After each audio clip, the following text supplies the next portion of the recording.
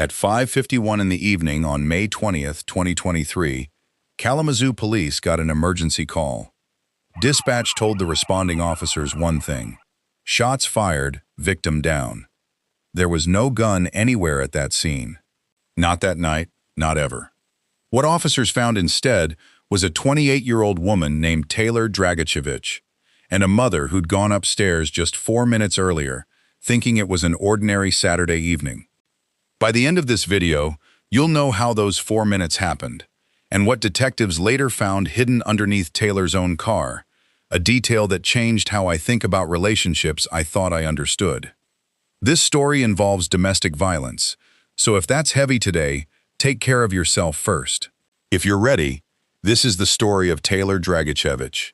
Taylor was born in Kalamazoo on March 15, 1995, a twin, with a brother named Morgan, plus a younger brother, Dakota. By every account I found, she had a warmth people remembered instantly.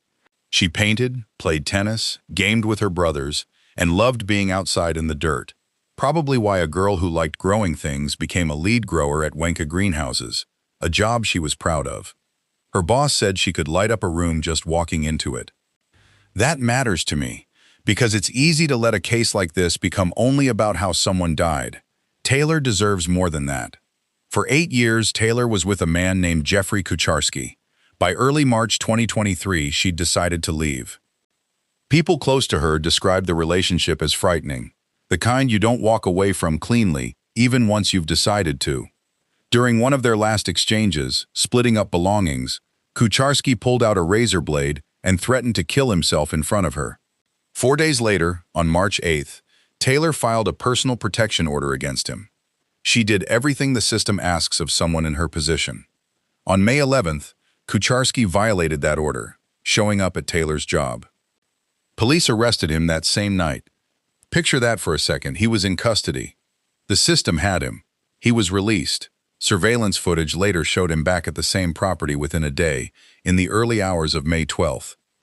8 days later, an ordinary Saturday, Taylor and her mother, Cindy, went shopping, saw a movie, and returned to Cindy's apartment at Emerald Park.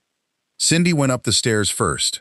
4 minutes later, she heard a scream from the parking lot below. That's the call that went out as shots fired. There was never a gun. Taylor had been stabbed, rushed to the hospital, and died a short time later. The coroner ruled it a homicide. Detectives moved fast.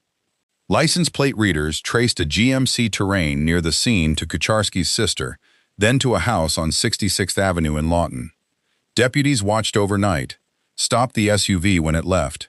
His sister was driving, he wasn't in it. Then searched the house before dawn and found Kucharski hiding in the attic, after a tense, hours-long standoff. Before I tell you what detectives pulled from that scene, including the one piece of evidence that's honestly the most unsettling detail in this entire case, if you prefer true crime that waits for the truth, instead of guessing at it, hit subscribe. This channel doesn't speculate. We wait for the court record. Inside the attic, police found a large, blood-stained knife. Bloody gloves turned up in the impounded car. Grim, but not exactly shocking. What genuinely surprised investigators came next. Underneath Taylor's own vehicle, they found a hidden GPS tracker. A fingerprint on it matched Kucharski. Cell phone data placed him near the scene at the exact time of the attack. He'd been tracking her, quietly, for who knows how long. After the breakup, after the protection order, he still knew exactly where she went, every day, and nothing suggests she ever knew. That's the detail I can't shake. Not the knife, not the standoff, just a small piece of hardware, hidden under a bumper, turning her own car into a leash she never knew she was wearing. Records also confirm Kucharski was already serving a separate 16 to 24-month sentence that year for a different sexual assault case involving another victim from roughly a decade earlier, not part of Taylor's story directly, but part of understanding who this man was. The case moved slowly. His attorneys raised an insanity defense, then dropped it. Nearly 2 years passed before any resolution. In December 2024, Kucharski pleaded guilty to second-degree murder. On January 14, 2025, Judge Paul Bridenstine sentenced him to 60 to 100 years, calling what he'd done cruel, horrific, brutal. Cindy Dragicevich sat through nearly every hearing. Afterward, she said the sentencing finally gave her something like peace, knowing he'd never cross her path again. She's since spoken publicly for stronger protections for abuse victims, trying to turn what happened to her daughter into something that might help someone else. A little over a year after Taylor died, on what would have been her 29th birthday, the Kalamazoo Wings hockey team honored her at a game. Her twin brother Morgan dropped the ceremonial first puck.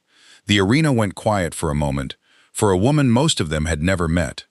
To me, that's the part that lingers longest. Not the violence, but the fact that a stadium full of strangers stopped to hold space for her anyway. This wasn't a case with no warning signs. It was a case with almost too many.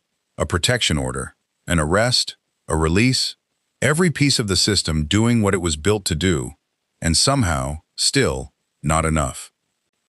Thank you for watching, and for giving Taylor's story your attention. If it moved you, tell me in the comments. I'll see you in the next one.